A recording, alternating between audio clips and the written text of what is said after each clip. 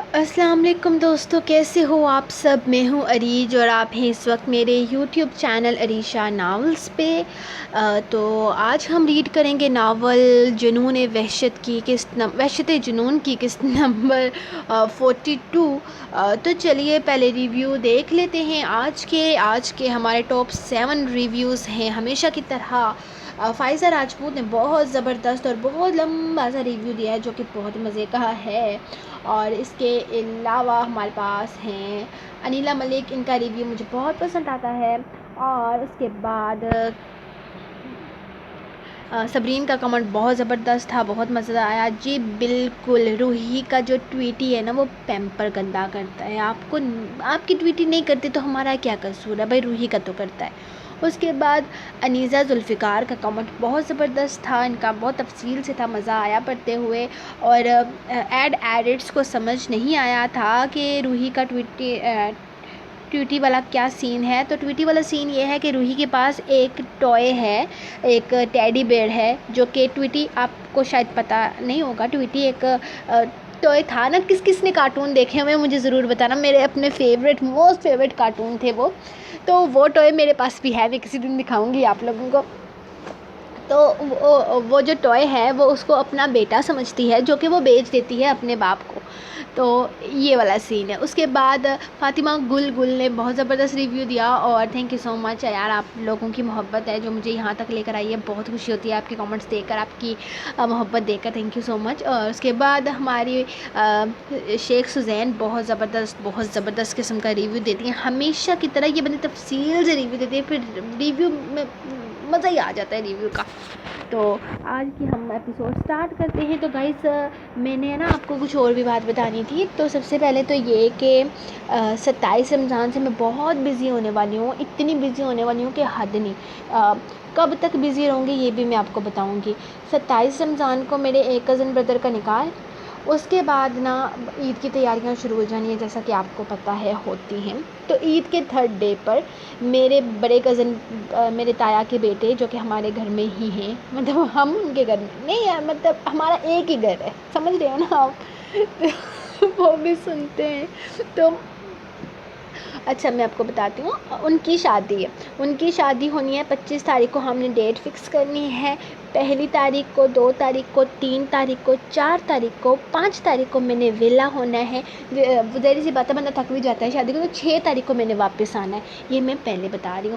تو اب نا آپ لوگوں کو پتہ چل گیا، اس لیے ہم کوشش کریں گے کہ یہ جو ناول ہے وہ ہم جلدی سے جلدی ختم کر دیں۔ میری کوشش یہ رہے گی کہ اگلی 10 قسطوں میں، یعنی کہ آج ہمارا محرم میں 18واں روزہ تھا، تو اگلی 9-10 قسطوں میں نا ہم نے یہ ناول ختم کر دینا ہے۔ ہو سکتا ہے مجھے ڈبل ایپیسوڈ دینی پڑ جائے، تو آپ لوگ بھی اپنی تھوڑی سی ایکٹیونیس شو کر دو، کچھ نہیں جائے گا آپ لوگوں کا۔ تو اسٹارٹ آج کی ایپیسوڈ، وحشت جنون قسط نمبر 42، تحریر عریج شاہ۔ ہیر نے سوچا تھا کہ وہ ایام سے اس آدمی کے بارے میں بات کرے گی، وہ اسے بتائے گی کہ اسے اس آدمی پر شک ہے، لیکن وہ ایسا نہیں کر پائی تھی، کیونکہ وہ آدمی نہ تو دوبارہ اس کی طرف دیکھ رہا تھا، اور نہ ہی اسے ایسا محسوس ہوا تھا کہ وہ اس پر نظر رکھے ہوئے ہے۔ وہ آدمی تو اپنے ہی آپ میں مگن تھا، شاید تنہا تھا، اسی لیے ہر طرف نظریں دوہرا رہا تھا۔ ہیر کا شک اب ختم ہو چکا تھا، کیونکہ تھوڑی دیر پہلے ایام فریش ہونے کے لیے واش روم گیا تو اس کا سارا دھیان اسی آدمی پر تھا، جو صرف اور صرف اپنے آپ میں مگن تھا۔ اس نے ایک بار بھی پیچھے مڑ کر نہیں دیکھا تھا۔ ہیر سمجھ گئی تھی کہ یہ سب صرف اس کی غلط فہمی ہے اور کچھ بھی نہیں۔ وہ غلط فہمی کا شکار تھی، وہ نہ جانے اس آدمی کے بارے میں کیا کیا سوچتی تھی، کہ اگر اس آدمی کو پتہ چل جاتا تو وہ سچ میں شرمندہ ہو جاتی۔ سفر بہت خوبصورت رہا تھا۔ آخر دنیا کے دوسرے کونے سے ہو کر آنے کے بعد وہ دوبارہ سے اپنے ملک کی سرزمین پر قدم رکھ چکے تھے۔ ہم محب وطن بھی کمال ہوتے ہیں، ہمیں اور کسی جگہ پر سکون ہی نہیں ملتا جو سکون اپنی سرزمین پر ملتا ہے۔ اس وقت ایسا ہی سکون ایام اپنے اندر محسوس کر رہا تھا۔ کہنے کو اس نے اپنی ساری زندگی غیر ملک میں گزاری تھی، اسے یہاں آئے بہت کم وقت ہوا تھا، لیکن پھر بھی جو سکون اسے اپنے ملک میں ملتا تھا وہ کہیں بھی میسر نہ تھا۔ یہاں پر اسے اپنی زندگی خوبصورت لگتی تھی، پرسکون لگتی تھی، ایسا محسوس ہوتا تھا جیسے وہ اپنوں میں ہے۔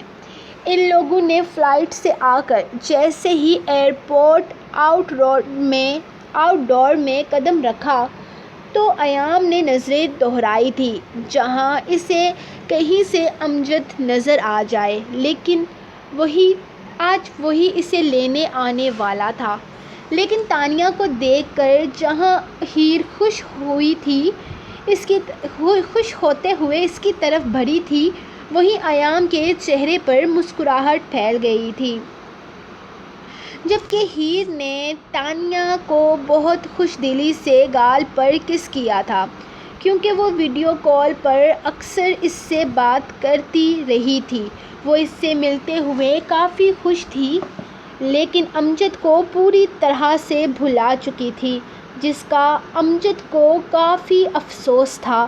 فقط ایک مہینے میں ہی امجد اس کی میموری سے کہیں غائب ہو چکا تھا، لیکن کوئی بات نہیں، وہ جلد ہی اسے پھر سے پہچاننے لگے گی۔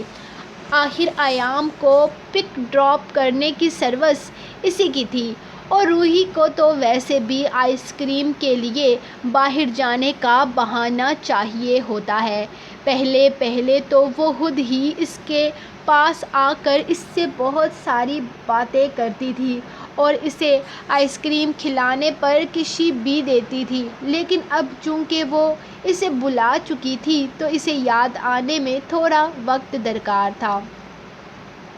سر وہ لوگ واپس آ چکے ہیں، میں نے آپ کو وہاں ان کے ایک ایک لمحے کی تصویریں بھجوا دی ہیں۔ میں ہر وقت ان کے پیچھے رہا ہوں۔ پہلے ان لوگوں نے ایک ہفتے تک مانچسٹر میں قیام کیا اور اس کے بعد وہ لوگ لندن میں چلے گئے، وہاں بھی وہ ایک ہفتے تک رہے اور اب پاکستان واپس آ چکے ہیں۔ لیکن سر، مجھے ایک ایسی بات پتہ چلی ہے جو آپ کے لیے کافی فائدہ مند ثابت ہو سکتی ہے، وہ تجسس بھرے انداز میں بتانے لگا۔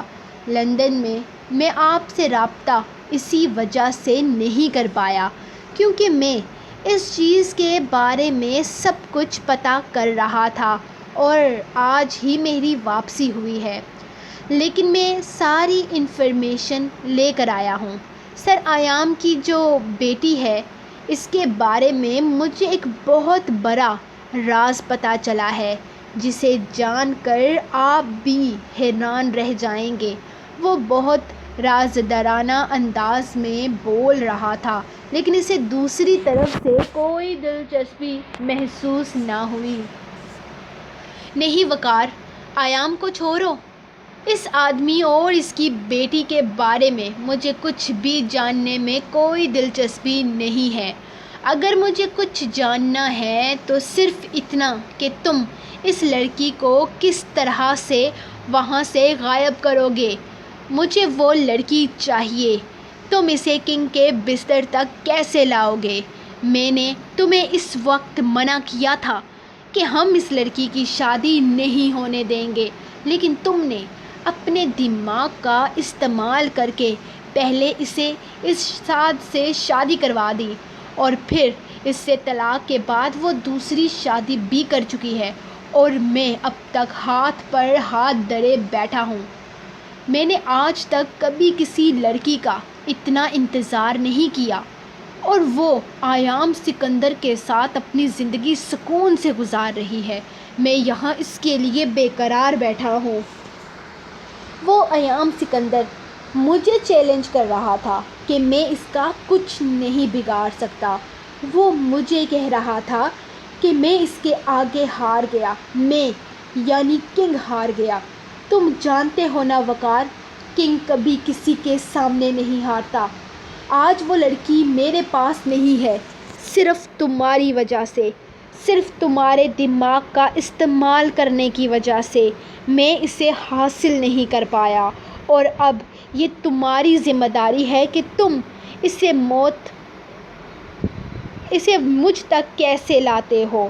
یہ بات یاد رکھنا تم وقار، مجھے وہ لڑکی چاہیے کسی بھی قیمت پر۔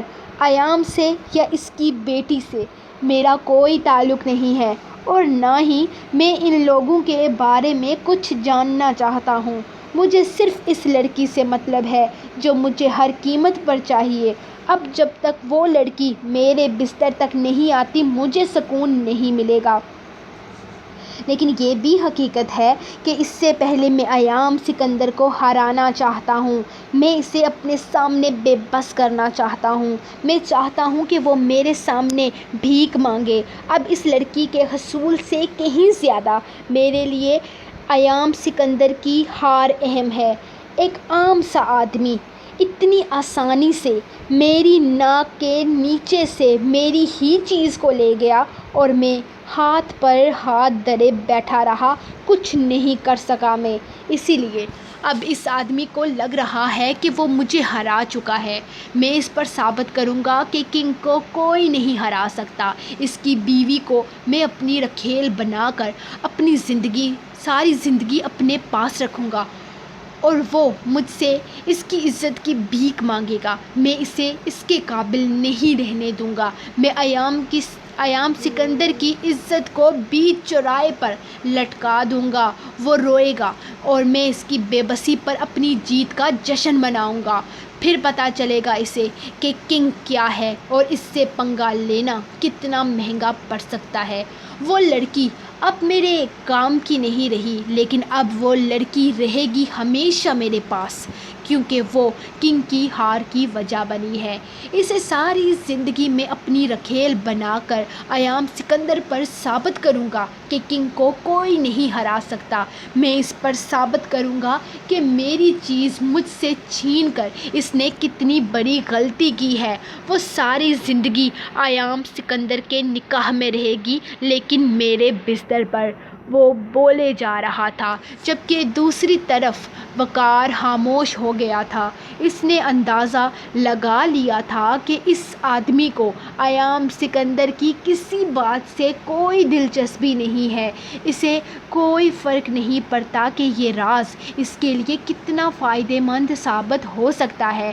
اسے صرف اور صرف ہیر کو اپنے بستر کی زینت بنانا ہے، اور کچھ بھی نہیں۔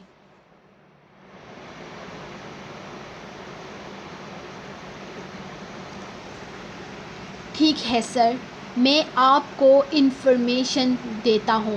ایام آپ کی طرف سے بے فکر ہو چکا تھا۔ وہ اپنی بیوی اور اپنی بیٹی کی سیکیورٹی ہائی نہیں رکھ رہا۔ اسے جو ڈر تھا وہ اس کے دماغ سے نکل چکا ہے کہ آپ اسے کوئی نقصان پہنچائیں گے۔ اب وہ اس خوش فہمی کا شکار ہے کہ آپ نے اپنے راستے بدل لیے ہیں، اور یہ بہترین وقت ہے اسے بتانے کا کہ آپ کبھی بھی کچھ بھی کر سکتے ہیں۔ میں جلد ہی آپ کو ایک خوشخبری سناؤں گا۔ اس نے بس اتنا کہہ کر فون بند کر دیا تھا، جبکہ کنگ اپنے اگلے وار کا انتظار کر رہا تھا۔ ہیر اس کے لیے اہمیت رکھتی تھی۔ وہ ہیر کو اپنی زندگی میں لانا چاہتا تھا، لیکن اب اس کے لیے سب سے اہم تھا ایام سکندر کو بتانا کہ کنگ کیا چیز ہے، اور اس کے ساتھ پنگے لے کر اس نے زندگی کی سب سے بڑی غلطی کی ہے۔ وہ اسے بے بس کر دینا چاہتا تھا، اتنا بے بس کہ وہ کنگ کے سامنے پھڑپڑا بھی نہ سکے۔ وہ اسے ہر کسی کی نظروں میں گرا دینا چاہتا تھا۔ وہ اس پر ثابت کرنا چاہتا تھا کہ وہ اس کی بیوی کے ساتھ کچھ بھی کر سکتا ہے، اور وہ کنگ کے خلاف کچھ بھی نہیں۔ وہ اسے ایسی شکست سے دوچار کرنا چاہتا تھا کہ وہ اس کے سامنے نظر بھی نہ اٹھا سکے۔ اسے ایام سکندر کا بے خوف انداز برا نہیں لگتا تھا، بلکہ وہ ایام سکندر کی بے خوفی پر جل کر راکھ ہو گیا تھا۔ وہ اسے اپنے قدموں میں لانا چاہتا تھا، جس کے لیے وہ اپنا اگلا قدم جلد سے جلد اٹھانے والا تھا، جس کا ایام کو وہم و گمان بھی نہ تھا۔ وہ گھر پہنچی تو تانیہ اور میری ہر چیز تیار کر چکی تھی۔ وہ صبح سے ان کے آنے کا انتظار کر رہے تھے۔ ایام کو آج پہلی بار محسوس ہوا تھا کہ امجد، مس میری اور مس تانیہ صرف ان کے ورکرز نہیں بلکہ ان کی فیملی کا حصہ ہے، جو ان لوگوں کو اپنی فیملی سمجھتے ہیں۔ وہ تانیہ، امجد اور مس میری کو ہر ماہ ایک اچھی انکم دے رہا تھا اور یہی سوچتا آیا تھا کہ وہ لوگ اس کے ساتھ صرف اپنا کام کر رہے ہیں، لیکن آج اسے محسوس ہوا کہ وہ لوگ صرف اپنا کام نہیں کر رہے بلکہ ان کے جذبات بھی ان کے ساتھ جڑے ہوئے ہیں۔ آج گھر میں قدم رکھتے ہی اسے پہلی بار ایسا محسوس ہوا کہ وہ اپنے گھر میں نہیں بلکہ ایک ہنستے کھیلتے گھرانے میں قدم رکھ رہا ہے، اور یہ سب کچھ ممکن ہو سکا تھا صرف ہیر کی وجہ سے، جو ہر انسان کو اپنے ساتھ جوڑ لیتی تھی۔ اتنے کم وقت میں تانیہ کے ساتھ اس کی اتنی اچھی فرینڈشپ ہو گئی تھی، اور مس میری کے ساتھ بھی وہ بہت اچھا رشتہ بنائے ہوئے تھی۔ وہ مس میری سے اپنے کسی بھی کام کے لیے بہت محبت اور احترام سے مشورہ لیتی تھی، جسے وہ بڑی بہن ہوں جو اس کے لیے بہتر ہی فیصلہ کریں گی۔ ہیر کا یہ انداز اسے بہت اچھا لگتا تھا۔ اتنے وقت میں اس نے اپنے ورکرز کو اتنا نہیں سمجھا تھا جتنا ہیر انہیں سمجھنے لگی تھی۔ امجد کو وہ اپنا بھائی کہتی تھی، اور شاید یہ بھائی اس بھائی سے بہتر تھا جسے وہ سعودیہ میں چھوڑ کر آیا تھا۔ ہیر ان سب کے لیے بہت خوبصورت تحفے لے کر آئی تھی۔ ایام نے اس چیز پر بھی زیادہ دھیان نہیں دیا تھا، لیکن ہیر نے بہت محبت سے ان سب کے تحفے خریدے تھے، جنہیں دیکھ کر ان سب کو بہت خوشی ہوئی تھی اور ان لوگوں نے خوشی سے اس کے تحفوں کو قبول کیا تھا۔ اسے افسوس ہو رہا تھا کہ وہ ہر 2-3 مہینوں کے بعد کہیں نہ کہیں جاتا تھا، لیکن اس نے کبھی کسی کے لیے کچھ نہیں خریدا تھا۔ لیکن اب اسے فکر نہ تھی، کیونکہ یہ سارے کام کرنے کے لیے ہیر آ چکی تھی۔ نہ وہ اب اسے مزید کسی کے سامنے شرمندہ نہیں ہونے دے گی۔ کپڑوں جوتوں کے علاوہ وہ ان کے لیے وہاں سے ہر تاریخی مقام سے کوئی نہ کوئی چیز بھی لے کر آئی تھی، جو اب وہ ان کو دے رہی تھی۔ جبکہ روحی بھی تانیہ کے لیے اپنی طرف سے گفٹ لے کر آئی تھی، جس میں ایک بہت خوبصورت چھوٹا سا ٹیڈی تھا، اور اس کی مرضی کے عین مطابق تانیہ کو اس کے گفٹ پر بہت خوش ہونا تھا، جو کہ وہ ہو رہی تھی۔ حالانکہ تانیہ کے ٹیڈی کے ساتھ کھیلنے والی عمر گزر چکی تھی، لیکن پھر بھی یہ گفٹ تو اس کی پیاری سی روحی میڈم لے کر آئی تھی۔ لیکن میری اور امجد کے لیے وہ کچھ بھی نہیں لے کر آئی، جس پر وہ دونوں ناراض شکل بنائے اسے دیکھ رہے تھے۔ لیکن اس نے ان دونوں سے وعدہ کیا تھا کہ وہ جب اگلی دفعہ جائے گی تو ان دونوں کے لیے کچھ نہ کچھ ضرور لے کے آئے گی، جس پر ان دونوں کو بھی کچھ تسلی ہوئی تھی، ورنہ تو ان دونوں کو ہی انجان نظروں سے دیکھ رہی تھی، بالکل پہچان میں نہیں آ رہے تھے یہ دونوں اس کی۔ کہاں رہ گئی یہ محترمہ؟ کمرے میں تشریف تو لائے۔ مجھے تو لگتا ہے کہ آج اس نے کمرے میں ہی نہیں آنا۔ وہ روحی کو سلا چکا تھا، جبکہ اب وہ ہیر کے کمرے میں آنے کا انتظار کر رہا تھا، لیکن وہ تو نہ جانے کیا کیا کر رہی تھی۔ ابھی تک تانیہ بھی یہیں پر تھی۔ تھوڑی دیر پہلے امجد نے کہا تھا کہ وہ تانیہ کو چھوڑنے کے لیے جائے گا، لیکن اب تک اسے گاڑی اسٹارٹ ہونے کی آواز نہیں آئی تھی۔ پتہ نہیں اس نے کمرے میں کب تک آنا تھا۔ اب تو اسے بھی ہلکی ہلکی نیند آنا شروع ہو گئی تھی، لیکن آج اس کی بیوی پتہ نہیں کہاں پھنس گئی تھی۔ اس کا دل چاہا کہ وہ نیچے جا کر ایک بار اسے دیکھ آئے کہ ابھی تک وہ مس میری اور تانیہ سے فارغ ہوئی ہے کہ نہیں، لیکن پھر یہ سوچ کر کہ آنا تو اسے کمرے میں ہے، وہ صبر کا کڑوا گھونٹ پی کر اس کا انتظار کرنے لگا۔ شکر ہے خدا کا، محترمہ کمرے میں تشریف تو لائی، ورنہ آج تو میں اپنی بیوی کی شکل دیکھنے سے بھی محروم ہو گیا تھا۔ یہ کیا طریقہ ہے بیوی، اپنے شوہر کے ساتھ کوئی ایسا کرتا ہے؟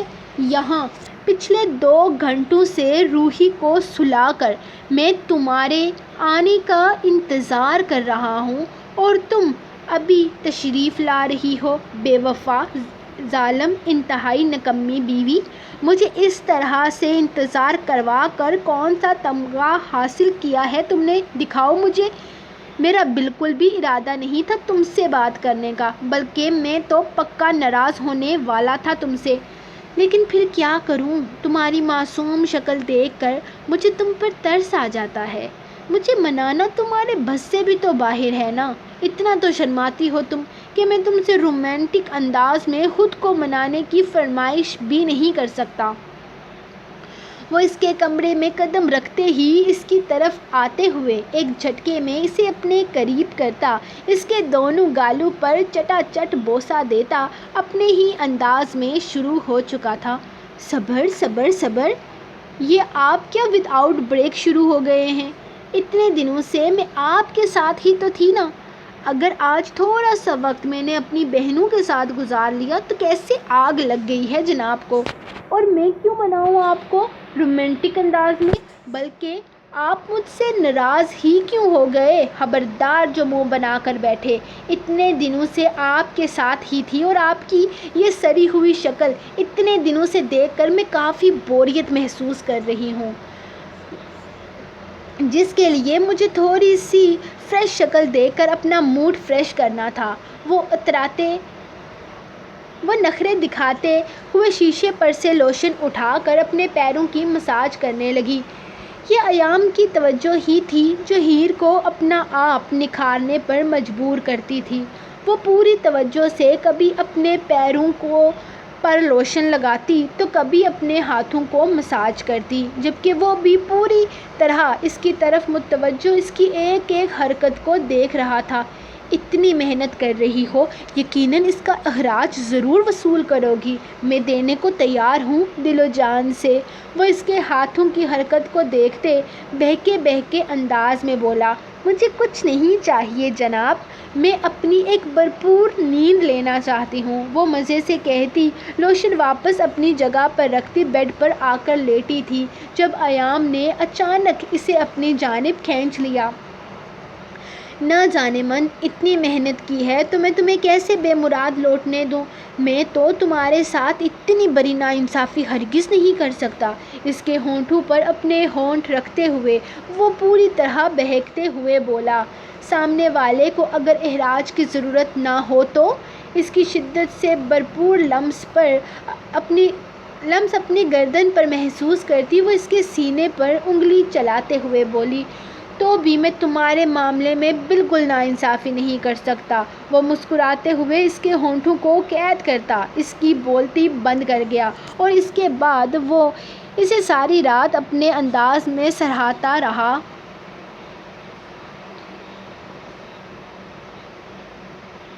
محبتوں کے معاملے میں تو وہ خزانے رکھتا تھا، اس کے پاس محبتوں کا سمندر تھا جو ہر وقت اس پر نثار کرنے کے لیے تیار رہتا تھا۔ اس وقت بھی وہ اپنے جذبات کا سمندر اس پر نچھاور کرتا جا رہا تھا، اور ہیر بس اس کے انداز میں خود کو دنیا کی سب سے خوبصورت لڑکی محسوس کر رہی تھی۔ سو گائز، آپ لوگوں نے لائکس پورے نہیں کیے تو قسم سے میرا بالکل بھی دل نہیں کرے، یہ کیا کر رہے ہو؟ کبھی کسی ایپیسوڈ پر 500 لائک، کسی پر 600 اور کسی پر 300 400 400 بہت ناانصافی ہے، بہت ناانصافی ہے ٹھاکر، اور ٹھاکر یہ والی جو ناانصافی ہے نا، یہ میں خود کے ساتھ برداشت نہیں کر سکتی۔ چلو جلدی سے اس ویڈیو کو لائک کرو، اور نیکسٹ ایپیسوڈ 400 لائکس پر آ جائے گی، تو پلیز تھوڑا سا ایکٹیو ہو جاؤ۔ میں نے 27 رمضان سے پہلے ناول کو ختم کرنا ہے، تو ملتے ہیں نیکسٹ ایپیسوڈ کے ساتھ، تب تک کے لیے اپنی رائٹ کو دیں اجازت، دعا میں یاد رکھیں، اللہ حافظ۔